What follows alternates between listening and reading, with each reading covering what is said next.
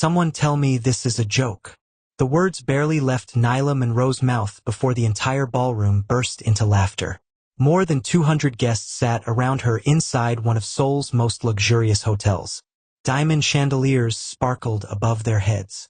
Famous actors, business leaders, influencers, and wealthy socialites filled the room. Yet at that moment, every single eye was focused on one person. Nyla. Her heart pounded as she looked down at the giant cardboard sign hanging around her neck. Housekeeper of the Year. The words were written in huge gold letters. Another wave of laughter swept through the ballroom. Someone lifted a phone and began recording. Someone else pointed and whispered. Nyla felt heat rush into her face. Slowly, she turned her head toward the far side of the room. There stood Sable Brooks, her best friend. The woman who had begged her to come to Seoul. The woman who had promised her the trip of a lifetime. The woman smiling as if she had just won an award herself. In that moment, Nyla understood everything. This was not an accident. The sign was not a mistake. The laughter was not a misunderstanding. Every second of this humiliation had been planned. Carefully, deliberately, cruelly. What is happening? Nyla whispered. Sable raised her champagne glass with a smug smile. Come on, Nyla. Don't look so shocked. Everybody deserves recognition. More laughter followed. For a moment, Nyla could not move. She felt as if the floor beneath her had disappeared. She wanted to leave. She wanted to disappear. She wanted to wake up and discover this was all a nightmare. Then a chair scraped loudly against the marble floor. The sound cut through the room. Instantly, the laughter stopped. Every head turned. A tall Korean man slowly rose from the VIP table. His expression was unreadable. Cold, sharp, dangerous. The kind of face that made people stop talking without being told. Even Sable's smile faltered. The man adjusted his suit jacket and looked directly at Nyla. Then he spoke. Take that ridiculous thing off her. Nobody moved. The room became silent. His eyes darkened. I wasn't asking. Within seconds, hotel staff hurried toward Nyla and removed the cardboard sign from around her neck. Nobody argued. Nobody laughed. Nobody even looked in Sable's direction. Because the man standing there was Kang Jun-seo, one of the youngest billionaires in South Korea. And judging by the look on his face, someone had just made a very expensive mistake. Nyla stared at him in shock. Why was he helping her? Why did he even care? The answer began 3 weeks earlier. 3 weeks before the humiliation. 3 weeks before the fake award. 3 weeks before Seoul's most powerful billionaire unexpectedly stepped into her life. Back in Chicago, winter had wrapped the city in icy winds and gray skies. Nyla Monroe stood beneath a large oak tree near a bus stop, staring upward in frustration. An orange cat stared back at her from a high branch. Please come down, Nyla begged. The cat blinked, then climbed even higher. A man waiting nearby laughed. That cat looks like it pays no bills and still causes problems. Nyla laughed. Sounds like a few people I know. The man chuckled. 5 minutes later, Nyla admitted defeat and climbed down. The cat remained victorious. That was how life had felt lately. She kept trying. Life kept saying no. At 28 years old, Nyla worked 2 jobs. During the day, she helped customers at a bookstore. At night, she cleaned rooms at a luxury hotel. Most months, she barely had enough money to cover rent, groceries, and old medical bills left behind after caring for her grandmother. Life was hard, but Nyla never allowed hardship to steal her kindness. Even on her worst days, she still found reasons to smile. That evening, she sat alone in her tiny apartment eating instant noodles while watching an old comedy show. Her phone suddenly rang. The caller made her smile immediately. Sable Brooks. Nyla! Sable shouted the moment she answered. You sound excited, Nyla said. Pack your bags. Nyla frowned. What? You're coming to Seoul with me. Her fork froze halfway to her mouth. Seoul? Yes, South Korea. Nyla laughed. Sable, I can barely afford Chicago. You don't have to pay. What do you mean? I mean, I'm paying for everything. The flight, the hotel, the food, everything. Nyla sat upright. What? I'm serious. Why? Sable's voice softened. Because you're my best friend. Nyla smiled. She believed her completely. She had no idea that Sable was already hiding something. Something ugly. Something dangerous. Over the years, success had changed Sable. Her social media accounts had exploded with followers. Brands paid her thousands of dollars for promotions. Everywhere she went, people recognized her. At first, the attention made her happy. Then it became an addiction. She wanted more, and more, and more. The problem was that attention never seemed to follow Nyla. People simply liked Nyla naturally. They trusted her. They felt comfortable around her. And deep down, Sable hated that. She hated it even more when they arrived in Seoul. Because within 2 days, someone important noticed Nyla. Someone Sable had spent months trying to impress. Someone powerful. Someone wealthy. Someone completely out of reach. His name was Kang Junseo, and he was about to change everything. Neither woman knew it yet. The moment Kang Junseo stood up in that ballroom, the atmosphere changed. A few seconds earlier, people had been laughing. Now nobody made a sound. Nyla could still feel the heat burning in her cheeks as hotel staff removed the ridiculous cardboard sign from around her neck. Housekeeper of the Year. The words replayed in her mind like a cruel joke. Junseo's cold gaze slowly swept across the room. Nobody dared look away. Then his eyes stopped on Sable. For the first time that evening, genuine fear appeared on her face. Not embarrassment. Fear. Because she knew exactly who he was, and she knew powerful people rarely liked being dragged into someone else's cruel game. Who organized this? Junseo asked. The question was simple. The silence that followed was not. Nobody answered. Sable forced a nervous laugh. It was only a joke. Junseo looked at her. Just looked at her. Yet somehow that felt worse than shouting. A joke? He asked calmly. Yes, Sable replied. The room remained silent. Junseo's voice became even calmer. Explain the funny part. Nobody laughed. Nobody smiled. Nobody moved. Sable opened her mouth, then closed it again, because suddenly she could not explain it. The truth sounded ugly when spoken aloud. Humiliating a friend was never funny, especially not in front of hundreds of strangers. Nyla stood frozen. Part of her wanted to leave. Part of her wanted answers. Most of all, she wanted to know why. Why would someone she trusted do this? Why would someone she loved like a sister go this far? Junseo turned toward her. Would you like to leave? His voice softened slightly. Nyla nodded because she did not trust herself to speak. Within moments, Junseo escorted her toward a private exit. Behind them, whispers exploded throughout the ballroom. The gala was effectively over. At least for Sable. Nobody cared about her anymore.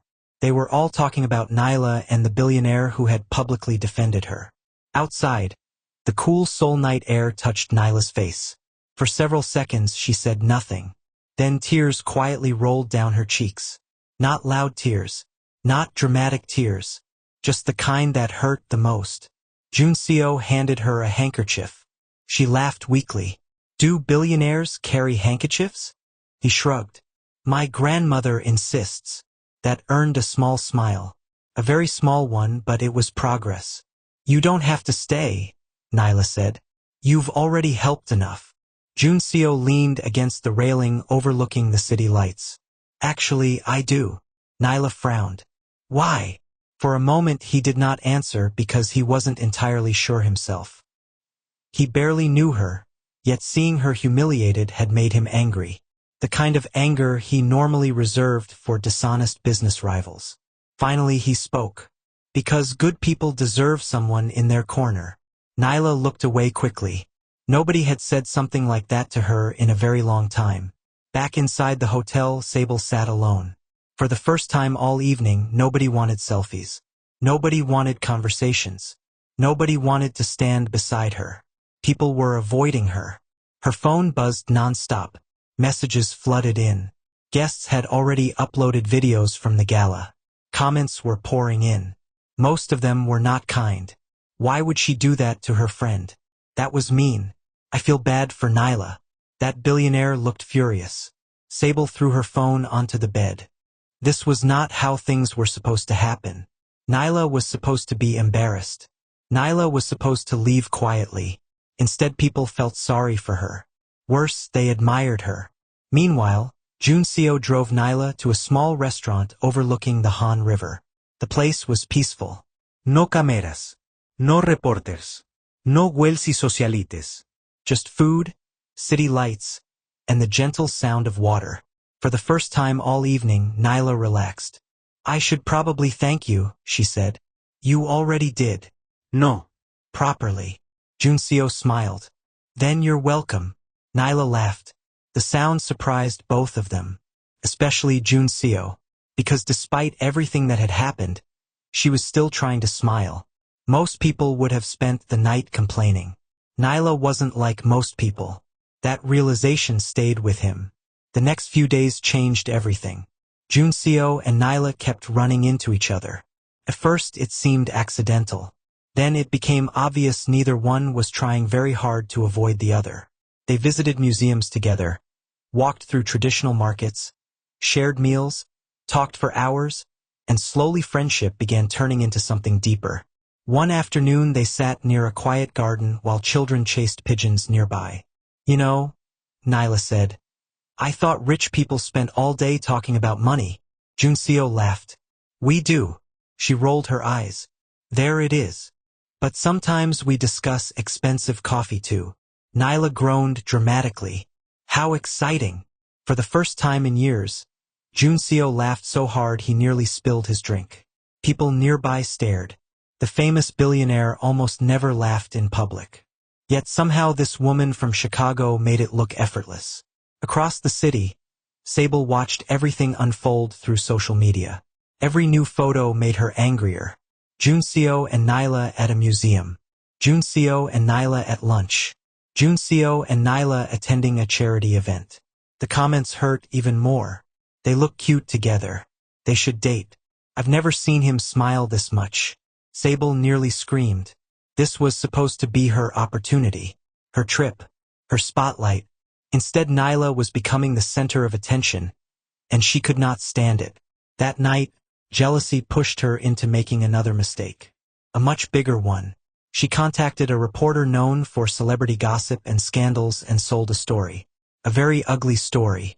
2 days later, headlines exploded across the internet. Kang Juneseo's new girlfriend hides secret past. Billionaire linked to former hotel cleaner. Mystery woman exposed. Nyla stared at her phone in disbelief. Her stomach dropped. The articles were everywhere. Photos, rumors, speculation. People she had never met suddenly acted as if they knew her life story.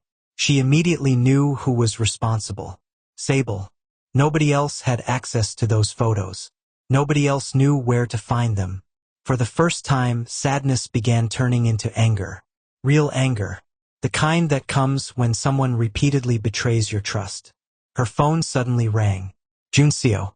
She answered immediately. I'm sorry, he said. Nyla blinked. For what? The media. She laughed bitterly.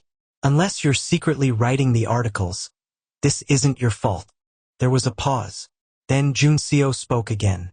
Meet me. Why? Because I have an idea. An hour later, Nyla arrived at Kang Technologies headquarters. The building was enormous. She felt tiny standing inside it. Junseo led her into a conference room where several executives were waiting. Everyone looked nervous. Very nervous. Nyla glanced around. What is happening? Junseo smiled. An announcement. About what? He looked directly at her. About you. Nyla's eyes widened. What? One executive cleared his throat. Kang Technologies is launching a new international community program. Nyla looked confused. What does that have to do with me? Junseo smiled. Everything. Another executive handed her a folder. Inside were plans for scholarships, mentorship programs, and job opportunities for struggling young adults. Then she saw her name. Community Director. Her mouth fell open. What is this? Junseo leaned forward. This is a job offer. Nyla blinked repeatedly. A job? Yes. You've known me for 2 weeks. And normal people don't hire someone after 2 weeks. Junseo shrugged. I've never been normal. The executives looked horrified. Nyla burst out laughing. For several seconds she could not stop. Eventually she shook her head. This is crazy. Is that a no? Nyla stared at the folder. Then at him. Then back at the folder. A better career. A fresh start. A chance to help people. Felt unreal. But before she could answer, the conference room door suddenly burst open. Everyone jumped. A woman stormed inside. Elegant, stylish, confident, and strangely familiar. Junseo groaned. Not today. Nyla looked confused. Who is that? The woman folded her arms. I am his grandmother. Nyla nearly choked. The older woman immediately smiled. Oh, she's even prettier than the photos. Junseo covered his face. The meeting had just become much more complicated. And somewhere else in Seoul, Sable was preparing one final scheme. One last attempt to destroy the connection between Nyla and Junseo. A scheme so reckless that even she could not predict the consequences. Because jealousy had completely taken over. Thank you for watching. If you enjoyed the story, please like, share and subscribe to my channel. Also click on the notification bell, so that you will get notified whenever a new story comes up. You can also go ahead to tell me the country you are watching from, so that I can make a story for you.